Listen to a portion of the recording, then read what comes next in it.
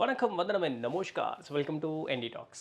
இன்றைக்கி நம்ம என்டி டாக்ஸில் என்ன வீடியோ பார்க்க போகிறோம் அப்படின்னு சொன்னால், நம்ம ஒருத்தர் ஒரு கேள்வி கேட்டிருந்தார். என்னென்னா, உடல் அழியக்கூடியது, ஆன்மா மட்டும்தான் நிலையானது அப்படின்னு சொல்லும் பொழுது, நிறைய பேர் வந்து இன்றைக்கி தூள உடல் இல்லாத சித்தர்களையும் ஞானியர்களையும் அவர்கள் எல்லாத்தையுமே பார்த்தேன்னு சொல்கிறாங்க இல்லையா? தன்னுடைய மூதாதையர்கள்லேருந்து இந்த ஆன்ம ரூபத்தில் இருக்கக்கூடியவர்கள் எல்லாம் பார்த்தேன்னு சொல்கிறாங்களா? அதுவும் அவங்களுடைய முந்தைய பிறவியில் அவர்கள் எப்படி இருந்தார்களோ அதே உருவத்தில் பார்க்குறேன் அப்படின்னு சொல்கிறாங்களே, இது எப்படி கொஞ்சம் சொல்ல முடியுமா அப்படிங்கிறது அவருடைய கேள்வி. இது ஆக்சுவலாக ஒரு நல்ல கேள்வியும் கூட, ஒரு நல்ல ஒரு புரிதல் நமக்கு ஏற்படுவதற்கு உண்டான ஒரு கேள்வியும் கூட. நல்லா பாருங்கள், இப்போது நம்ம பாரத தேசத்தில் எடுத்துக்கிட்டோம் அப்படின்னு சொன்னால், கல்கி அவதாரம் அப்படிங்கிறது மறுபடியும் தோன்றும் அப்படிங்கிறது ஒரு கூற்று ஒன்று இருக்குது. அப்போ கல்கி அவதாரம் எப்படி வருவார்? வெள்ளை குதிரையில் வருவார், ஒற்றை வாள் ஏந்தியவராக இருப்பார், கோடி சூரியன் உதித்தர் போல் அவ்வளோ ஒரு தேஜஸோடு இருப்பார். அப்புறம் இங்கே மச்சம் இருக்கும், அங்கே இருக்கும், இங்கே இருக்கும், இந்த 3 கடல் சங்கமிக்கக்கூடிய இடத்துலேருந்து வருவார். இந்த மாதிரி குறிப்புகள்லாம் இருக்குது. இப்போது இந்த குறிப்புகள் எல்லாத்தையும் வச்சுட்டு நம்ம வந்து இவர் தான் கல்கி அவதாரம்னு அடையாளம் கண்டுபிடிக்கலாம் அப்படிங்கிறது ஒரு கூற்று. இந்த ஒரு கூற்றை மட்டும் மனசில் வச்சுக்குவோம். இப்போ அடுத்தடுத்து நான் ஒன்றா சொல்லிட்டு போகிற பாருங்க. இப்போது இந்த கல்கின்னு இப்போ ஒரு படம் ஒன்று வந்தது இல்லையா? அந்த என்னமோ ஏடி, இந்த கல்கின்னு ஒரு படம் வந்ததில்ல, அதில் பார்த்தீங்கன்னா வெள்ளை குதிரையில் வருவார் அப்படிங்கிற அந்த ஒரு வார்த்தைக்கு நம்ம எல்லாருமே வந்து கல்கி அவதாரம் ஒரு கையில் வாழை ஏந்திட்டு இப்படி குதிரையில் ஜம்முன்னு இப்படி ஏதோ ஐயனார் மாதிரி உட்காந்துக்கிற மாதிரி ஒவ்வொரு ஓவியங்கள் நம்ம பார்க்குறோம் இல்லைங்களா? ஆனால் அந்த படத்தில் எவ்வளோ அழகாக சொல்லியிருப்பாங்கன்னா, அது அஸ்வினி நட்சத்திரத்தில் பிறப்பார், அதுதான் வெள்ளை குதிரை. நான் அஸ்வினி நட்சத்திரம் வந்து குதிரையோடது, அதுதான் வெள்ளை குதிரை. ஸோ அஸ்வினி நட்சத்திரம் கூடிய நாளில் பிறப்பாருன்னு தான் நம்மளுடைய பெரியவங்க சொன்னாங்கன்னு அதில் ஒரு கூற்று வரும். அது நம்பகத்தக்கதற்குண்டான கூற்றும் கூட. வெள்ளை குதிரையில் தான் வரணும்னு அவசியம் கிடையாது.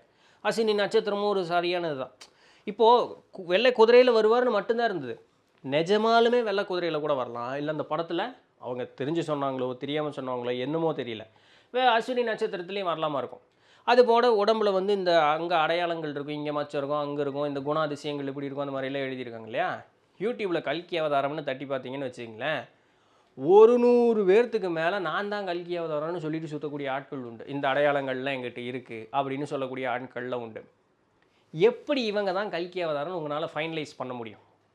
இல்லை கல்கி அவதாரம் நிஜந்தமாலுமே வந்துருச்சா இல்லை பிறந்துருச்சா? ஒருத்தர் ஒவ்வொரு டேட்டா கொடுப்பாங்க. கல்கி அவதாரம் எடுத்து விட்டார் அப்படின்லாம் நிறையா பேர் பேசுவது உண்டு. வளர்ந்து வந்து கொண்டு இருக்கிறார், பிள்ளை பருவத்தில் இருக்கிறார். நிறைய நம்ம சேனல்லே கமெண்ட்டெல்லாம் ஏகப்பட்டது உண்டு. வாலிப பருவம் எய்தி விட்டார், இப்படியெல்லாம் நிறைய பேர் கமெண்ட் அடிக்கிறவாங்க சரிங்களா? ஒவ்வொருத்தரும் நான் தான் கல்கின்னு சொன்ன ஆட்கள் எல்லாமே உண்டு. வீடியோ போட்டுக்கிட்டு இருக்காங்க இன்றைக்கி நிறைய பேர். அப்படி சொன்ன ஒருத்தர் இப்படி ரீசெண்டாக செத்து போயிட்டார். அப்போது இந்த மாதிரி வண்டி இந்த பக்கம் ஓடிக்கிட்டு இருக்கு சரிங்களா? இப்போ ஃபஸ்ட்டு எல்லா அங்கடையாளங்கள் கொடுக்கப்பட்டுமே இன்றைக்கி கண்டுபிடிக்கிறது அப்படிங்கிறது ஒரு பெரிய பாடாக இருக்குது. இது மொதல் விஷயம். இது இந்த கலாச்சாரத்துக்கு மட்டும்தானான்னு கேட்டால் இல்லை. இஸ்லாத்தில் மஹதி மீண்டும் வருவார் அப்படின்னு சொல்லி ஒரு கூற்று இருக்குது. கிறிஸ்துவத்தில் வந்து இயேசு கிறிஸ்து மறுபடியும் பிறப்பார் அப்படின்னு ஒரு கூற்று இருக்குது. இப்போ ரீசெண்டாக நம்ம ஆளுங்க வள்ளலார் மீண்டு வருகிறார் அப்படின்னு சொல்லி ஒரு கூற்று இருக்குது சரிங்களா? கூற்றெல்லாம் கிடையாது, இவங்க சொல்லிட்டு சுற்றிக்கிட்டு இருக்காங்க. அடுத்தது நம்ம வடகரை சிவானந்த பரமஹம்சர், அவர் பார்த்திங்கன்னா அவர் மறுபடியும் வருவார்னு அவர்களுடைய சீடர்கள் எல்லாமே சொல்லக்கூடிய அந்த ஒரு ஒரு வழக்கத்தை அவர்கள் வைத்து கொண்டு இருக்கிறார்கள். இப்போ ஒருத்தர் நிஜமானவே வந்துட்டு நான் தான் அதுன்னு சொன்னால் உங்களால் எப்படி நம்ப முடியும்? வாய்ப்பே இல்லை. நான் தான் அதுன்னு சொன்னால் உங்களால் எப்படி நம்ப முடியும்? கடவுளே வந்துட்டு நான் தான் கடவுள்னு உங்களால் எப்படி நம்ப முடியும்? என்ன பண்ணுனா நீங்கள் நம்புவீங்க? நான் தான் கடவுள் அப்படின்னு சொன்னால் என்ன பண்ணுனா நம்புவீங்க? ஏதோ ஒரு மேஜிக் பண்ணுனா நம்புவீங்களா? காற்றுல பறந்தால் நம்புவீங்களா?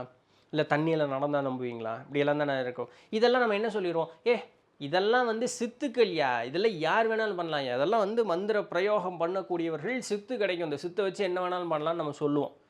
கடவுள் அப்படின்னு சொல்லி இந்த பிரம்மம் தனக்குத்தானே ஒரு உருவத்தை ஏற்படுத்தி கொண்டு இங்கே முன் வந்து நின்னாலும் கூட, இந்த சிவதன்மையே தனக்கு ஒரு உருவத்தை ஏற்படுத்தி கொண்டு முன் வந்து நின்னாலும் கூட நம்மளால் அதுதான் சிவம்னு நம்மளால் எப்படி சொல்ல முடியும்? வாய்ப்பில்லை. அப்போது இப்போ நம்ம இந்த இடத்துல இருக்கும் பொழுது என் குரு இப்படி இருப்பார். இப்போ நிறைய பேர் சித்தர்கள் போட்டா வச்சுட்டு வழிபட்டுக்கிட்டு இருக்கும் இல்லையா? அப்போ இங்கே கூட கண்ணபராத்மா பரமாத்மா தியானம் செய்கிற மாதிரி ஒரு போட்டா இருக்குது சரிங்களா? இப்போ கண்ணபரமாத்மா இப்படி தான் இருந்தாருன்னு யாருக்கு தெரியும்? யார் போய் பார்த்துட்டு வந்தா? சித்தர்கள் போட்டாலாம் இவங்க இருக்கு இல்லையா? இப்போ நம்ம நிறைய பேர் 18 சித்தர்களுக்கு கொடுக்குறோம் இல்லையா? யார் போய் பார்த்துட்டு வந்தால் இப்படி தான் இருக்கணும்? இதில் எவ்வளோ வெகுளித்தனமாக நம்மளுடைய ஒருத்தர் கேட்டிருந்தாருன்னா, ஜி இந்த ஃபோட்டோ ஒன்று வச்சுருக்கீங்க, ஏதோ ஒரு தம்ப்நெயிலில் ஒரு ஃபோட்டோ வச்சுருந்தேங்க, இது அந்த சித்தர் இல்லைங்க, இது வேறு சித்தருங்கன்னு. நான் தான் கேட்டேன், யாருங்க போய் பார்த்துட்டு வந்து, நீங்கள் எப்போங்க போய் பார்த்துட்டு வந்தீங்க, ஏதாவது செல்ஃபி எடுத்துகிட்டு வந்துருந்தீங்கன்னு ஒன்று அனுப்பிச்சி விடுங்க அப்படின்னேன். சிரிச்சுட்டு நீங்கள் சொல்கிறது சரிதான்ட்டு போயிட்டு ஒரு விளையாட்டை எடுத்துக்கிட்டாரு, கேஷுவலாக எடுத்துக்கிட்டாருன்னு பாருங்களேன். அப்போ புரியுதா உங்களுக்கு? உங்களால் எதையுமே ஊர்ஜிதப்படுத்தவே முடியாது. சரிங்க, பெரிய ஆளுகள் எல்லாத்தையும் விட்டுருவாங்க. வள்ளலார் இருக்கார் இல்லையா, வள்ளலார் வந்துட்டார் அப்படின்னு சொன்னால், வள்ளலார் நான் தான் வள்ளலார் அடுத்த பிறப்பு எடுத்துட்டேன் அப்படின்னு சொல்லி முன் வந்து நின்னார்னா, வள்ளலாரை பின்பற்றக்கூடியவர்களே அவர் தான் வள்ளலார்னு எப்படி ஊர்ஜிதப்படுத்திக்குவீங்க? எல்லா வள்ளலாரை பின்பற்றக்கூடியவர்கள் அப்படியே 100க்கு 100% புதுசாக ஒருத்தர் நான் தான் சொன்னால் அவர் பின்னாடி போயிட முடியுமா அப்படின்னு கேட்டால் 100க்கு 100% யாருமே போக மாட்டாங்க. ஏன்னா மனிதனுடைய புத்தி கடைசி வரைக்கும் சந்தேகத்திலேயே இருந்து சாகிறது அப்படிங்கிறது மனிதனுடைய ஒரு புத்தி. அதில் மாற்று கருத்தே கிடையாது. ஏன் ஞானியர்கள் மனிதர்கள்னு நம்ம ஞானியர்களே மனுஷங்க தான் இருந்தாலும் ஞானியர்னு ஒரு தனிக்கட்ட ஒரு இதையை கொடுக்குறோன்னா, அந்த சந்தேகம் அப்படின்னு சொல்லக்கூடிய மனிதனுக்கு என்னென்னலாம் கீழ்நிலை உணர்வுகள் இருக்குமோ அது எல்லாத்தையும் முழுசு நீக்கி உயர்நிலை உணர்வோட அனைத்தையும் அறிந்தவர்களாக இருக்கக்கூடியவர்கள். உடலளவில் மனித உருவு இருந்தாலும் மனதளவில் முன்னேறிய ஒரு நிலையில் இருந்ததுனால அவர்களுக்கு பேர் ஞானியர்கள்னு. இத்தனை நடந்தால் தான் எது உண்மை எது பொய்ன்னு நமக்கு தெரியும். நமக்கு இன்னும் அந்த நிலைமை வரல, நம்ம இன்னும் ஞானி ஆகலை, அப்படி இங்கிருந்து கேட்டெல்லாம் இன்னும் ஓப்பன் ஆகலை. சரிங்களா? அப்போ நமக்கு எப்படித்தான் உனக்கு வந்து ஒரு ரொம்பலாம் வேண்டாங்க. சரி, இப்போ ஆன்மூலக பதிவுகள் எடுத்துக்குவோமே, நம்மளுடைய இந்த என்டி டாக்ஸ்லேயே பார்த்தோம்னா ஜேர்னி ஆஃப் சோல்ஸ் இருக்குது. அதை பாருங்கள் முதல்ல, அதுதான் அடிப்படையிலேருந்து வரக்கூடியது. ஜேர்னி ஆஃப் சோல்ஸ் அப்படின்னு ஒரு பிளேலிஸ்ட்டில் இருக்குது. அதுக்குள்ளேருந்து வீடியோலேருந்து பார்த்துட்டே வாங்க. நாம் இறந்த நொடியே நம்ம வந்து இங்கே ஒரு சில கொஞ்சம் நேரத்துக்கு இருப்போம், அப்புறம் கிளம்பி போயிட்டே இருப்போம்னு பாருங்கள். அங்கே போகும்பொழுது நம்மளுடைய உற்றார் சுற்றம் நமக்கு ரொம்ப வேண்டப்பட்ட விருப்பப்பட்டவர்களை நம்ம வந்து நேரில் பார்ப்போம். பின் நம்மளுடைய குருமார்களை நம்ம வந்து பார்ப்போம். சரிங்களா? இது வந்து முதல் நிகழ்வாக நடக்கும், நம்மளை வந்து ஒரு மாதிரி ஆஸ்வாசப்படுத்தி சாந்தப்படுத்துறதுக்காக. இப்போது என் முன்னாடி வந்து இன்றைக்கி ஆன்மாவுக்கு உருவில்லைன்னு நமக்கு தெரியும். அப்போது நான் இங்கேருந்து இப்படி போகிறேன், நான் பயப்படுறேன், என்னை ஆஸ்வாசப்படுத்திக்கிறதுக்கு எது வழி? அப்போ என்னை போலவே எனக்கு புரிஞ்ச பரிச்சயமான ஒரு உருவம் தெரிஞ்சால் மட்டும்தான் அது நம்ம வந்து ஊர்ஜிதப்படுத்திக்க முடியும். இப்போ இதுலேயே ஒரு சந்தேகத்தை வந்து நம்ம வேணா ஒரு கிளப்பி விட்டுமா? இப்போ வரக்கூடியவர்கள் நம்ம சித்தப்பாவோ பெரியப்பாவோ அப்பாவோ அம்மாவோ இருக்கிறாங்கன்னு வச்சுக்குவோம், நமக்கு யாரோ ஒருத்தங்க விருப்பப்பட்டவங்க வர்றாங்கன்னு வச்சுக்குவோம். அவர்களுடைய ஆன்மா தான் அங்கே முன் வந்து நிற்குதுன்னு ஆன்மூலக பதிவுகளில் கொடுத்துருக்காங்க. அதனால நம்ம அதை எடுத்துக்குவோம். இப்போது அப்படி இல்லாமல் ஏதோ ஒரு ஆன்மாவை இந்த உருவத்தை மட்டும் தரிச்சு, ஏன்னா ஆன்மா எந்த உருவத்தை வேணாலும் எடுத்துக்கலாம், மனோ விகாரம் தான் அங்கே இருக்கக்கூடியது எல்லாமே. ஆன்மூலகம்ங்கிறது மனோ விகாரம் தான், மற்றபடி வேறு ஒன்றும் இல்லை. வேறு ஏதோ ஒரு ஆன்மா இந்த உருவத்தை மட்டும் தரிச்சிட்டு வந்து நின்று நமக்கு ஏற்ற மாதிரி சமாதானப்படுத்திட்டு நம்மளை வழி அனுப்பி வச்சுட்டு அவங்க போயிட்டாங்கன்னா அந்த இடத்துலையும் கூட அது பார்க்கறது உண்மைன்னு உங்களுக்கு எப்படி தெரியும்? அப்போ அந்த இடத்துல அது ஏன் நடக்குது அப்படின்னு கேட்டால், நமக்கு இந்த உருவத்தில் ஒருத்தன் வந்து நின்னா தான் அவன் சொன்னான் கேட்பான் அப்படிங்கிறதுக்காக வருவாங்க. இப்போ வைணவ சம்பிரதாயத்தின்படி பார்க்கும் பொழுது திருமால் அப்படிங்கிறவர் இப்படித்தான் ஏன் இருப்பார் அப்படின்னு ஒரு ஒரு மனக்கட்டுப்பாட்டில் அவங்க இருக்காங்க. சைவத்தை எடுத்துக்கிட்டோம் அப்படின்னு சொன்னால் ஈசனார் அப்படின்னா இப்படி தான் இருப்பார்னு ஒரு மன பிம்பத்தை உண்டு பண்ணிக்கிட்டாங்க. சித்தர்கள் அப்படின்னு சொன்னால் இப்படி தான் இருப்பாங்கன்னு ஒரு மன பிம்பம் இருக்குது. வள்ளலார் அப்படின்னு சொன்னால் வெள்ளை துணி சுத்தாமல் உங்களால் வேறு எந்த பக்கமே யோசிக்க முடியாது. ஏன்னா உங்களுடைய கண்ணோட்டம் முழுக்க வள்ளலார்னா இப்படி தான். வள்ளலார் முக்தி நிலைக்கு போயிட்டார், அவர் திருப்பி இங்கே வரணும்னு அவசியம் கிடையாது. சரிங்களா? சரிங்க, ஃபஸ்ட் கேஸ் சினாரியோ வந்தார்னே வச்சுக்குவோம். இந்த மாடர்ன் டேக்கு உள்ளான மாதிரி ஒரு பேண்ட்டு சட்டையை போட்டு வந்து வச்சுக்குவோமே, ஹைப்போதட்டிக்கல் தானே. அப்படி நின்னார்னு வச்சுக்குவோம். ஆனால் நம்ம முன்னே தெரிஞ்ச மாதிரி வள்ளலார் மாதிரி முதிர்ந்த ஒரு ஞானி, ஆனால் பேண்ட் சட்டையை போட்டு அப்படி சும்மா ஜாலியாக அப்படி நின்று எல்லாம் உபதேசம் பண்ணிகிட்டு இருக்காரு. நீங்கள் என்ன நினைப்பீங்க? அவர் வள்ளலார் நீங்கள் ஒத்துக்குவீங்களா மாட்டிங்களா? கண்டிப்பாக மாட்டீங்க. அப்போ திருப்பியும் வள்ளலார் வந்துட்டார்னா அந்த உருவ அமைப்பு, அந்த ஒரு தேஜஸ் எப்படி இருக்கணும், அதே போல் அந்த வெள்ளை உடை போட்டிருந்தால் மட்டும்தான் உங்களால் அதை ஒத்துக்க முடியும். அதே அந்த வள்ளலாரனுடைய ஆன்மாவே திருப்பி வரணும்னு கூட அவசியம் கிடையாது. அதுபோல் ஒரு முதிர்ந்த ஒரு ஆன்மா திருப்பியும் கீழே வரலாம். அப்படி வரும்பொழுது அந்த அவங்க நல்லதை சொல்ல வராங்க, ஏதோ ஒரு உருவத்தை எடுத்துகிட்டு வந்து சொன்னால் மக்கள் நல்லது நம்புனா சரியா அப்படின்ட்டு அவங்க கீழே ஒரு உருவத்தை தரிச்சிட்டு வருவாங்க. அவ்வளோதான். அது சிவனாக இருக்கலாம், திருமாலாக இருக்கலாம், வள்ளலாக இருக்கலாம், யாராக வேணாலும் இருக்கலாங்க. அவங்களுக்கு அதை பற்றியெல்லாம் எந்த கவலையும் கிடையாது. ஆக மொத்தம் நம்மளுடைய மைண்ட் செட் என்ன இருக்குது, அந்த மைண்ட் செட்டுக்கு ஏற்ற மாதிரி ஒரு உருவத்தை தரிச்சிட்டு வந்தோம் அப்படின்னு சொன்னால் இங்கே போதும். சொல்ல அவங்க கேட்பாங்க, வண்டி ஓடுட்டுப்பா அப்படின்னு ஓட விட்டுருவாங்க. இவ்வளோ தூரத்தை பேசி முருகனை விட்டுட்டோம் பார்த்தீங்களா? வச்சுக்குவோம், நம்மால் தானே கொங்கு மண்டல கடவுள் முருகரும் வர்றாருங்க, வச்சுக்குவோம், என்ன ஆயிருப்போகுது? சரிங்களா? இந்த மாதிரி இருக்கும் பொழுது, அப்போ நான் யார் சொன்னால் கேட்பனோ அந்த உருவத்தை தரிச்சிட்டு வரும்பொழுது அது நம்ம சொல்கிறத கேட்போம் இல்லைங்களா? இப்போ நம்மளுடைய சொந்த பந்தமோ, இப்போ சிவவாக்கியர் நான் சொல்கிறேன், என்னுடைய குரு வந்து சிவவாக்கியர் அப்படின்னு நான் சொல்கிறேன். நான் வந்து செத்து போயிட்டேன். என்னுடைய ஆன்மா வந்து என்ன ஆகும்னு தெரியல. ஆன்ம உலகத்தில் ஒரு மாதிரி இருக்குது, வசிஷ்டர் ஒரு மாதிரி சொல்கிறாரு, கருட புராணம் ஒரு மாதிரி சொல்லுது, ஆண்டவனுக்கே வெளிச்சம் என்ன உண்மைன்னு சொல்லி, சரி பேச்சுக்கு புரிதலுக்கு ஒரு மாதிரி வச்சுக்குவோமே.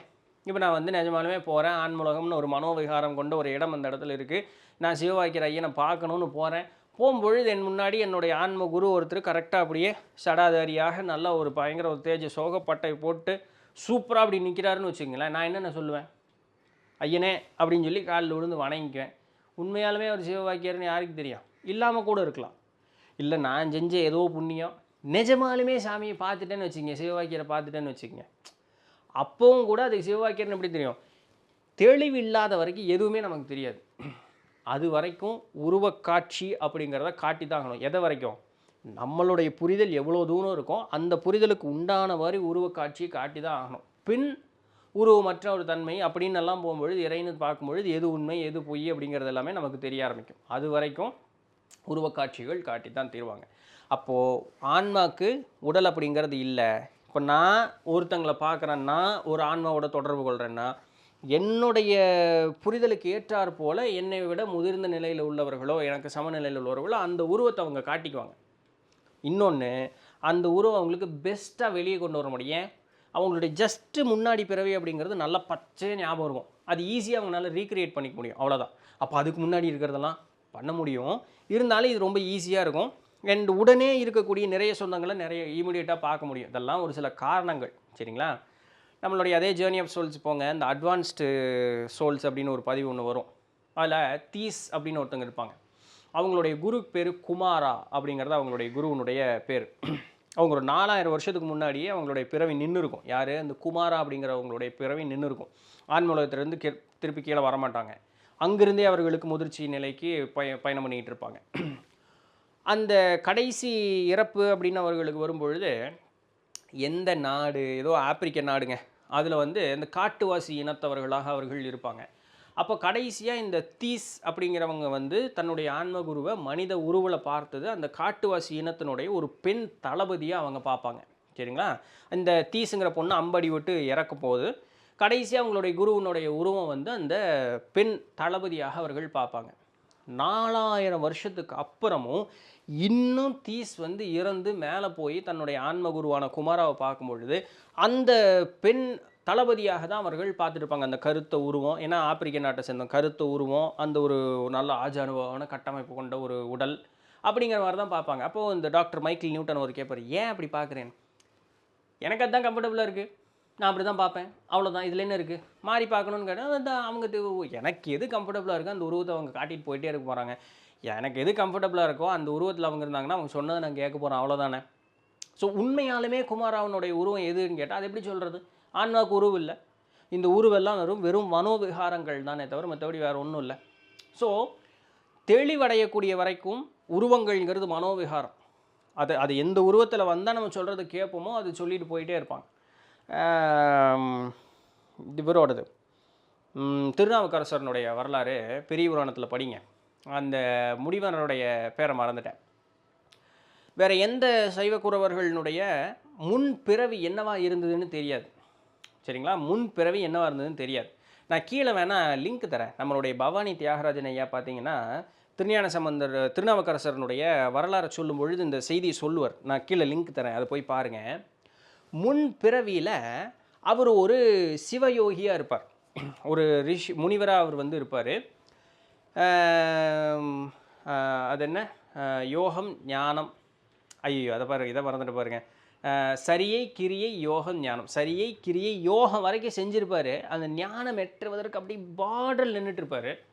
அவர் கீழே பிடிச்சி அனுப்பிச்சுட்ருவாங்க. போப்பா கீழே கொஞ்சம் ஊர் மக்கள்லாம் கொஞ்சம் சரியில்லை, கொஞ்சம் எல்லாத்தையும் நல்ல வழிப்படுத்திட்டு நீயும் அதே நிலைமையிலிருந்து ஞானத்தை அடைந்தவனாக அங்கேருந்து திருப்பி வா, நீ அதுக்கப்புறம் போக வேண்டாப்பா அப்படின்னு அனுப்பிச்சுட்ருவாங்க. பெரிய புராணத்தில் சேக்கிழார் நாயனார் எழுதும்பொழுது முற்பிறவியில் இவர் இந்த நிலையில் இருந்தார், இப்பிறவியில் இந்த உடல் தரித்து வந்திருக்கிறார்னு எழுதுகிறார். யார்? திருநாவுக்கரசரனுடைய முற்பிறவி அங்கே சுட்டி காட்டுறார் அந்த இடத்துல. புரிஞ்சுக்கிட்டீங்களா? அப்போது இவர் நம்ம இப்போ திருநாவுக்கரசர்னால் நமக்கு எப்படி தெரியும்? உழவார பணி செய்தவர், ஒரு ஏறத்தாழ ஒரு 70-80 வயது மதிக்கத்தக்க ஒரு சிவனடியார் அப்படிங்கிறது மட்டும் தான் தெரியும். ஆனால் முற்பிறவியில் அந்த உருவம் அவருக்கு இல்லையே. அப்போ இதெல்லாம் வெறும் மனோவிகாரங்கள் தான். ஞானம் அடையக்கூடிய வரைக்கும் இந்த மனோவிகாரங்கள் நமக்கு இருந்துக்கிட்டே இருக்கும். ஒரு அளவில் அது உதவியும் செய்யுதுன்னு பாருங்களேன். ஞானம் அடைஞ்சிட்டோம், தெளிவு வந்துருச்சு அப்படின்னு சொன்னால் இந்த மனோவிகாரம் மாறி போயிடும்.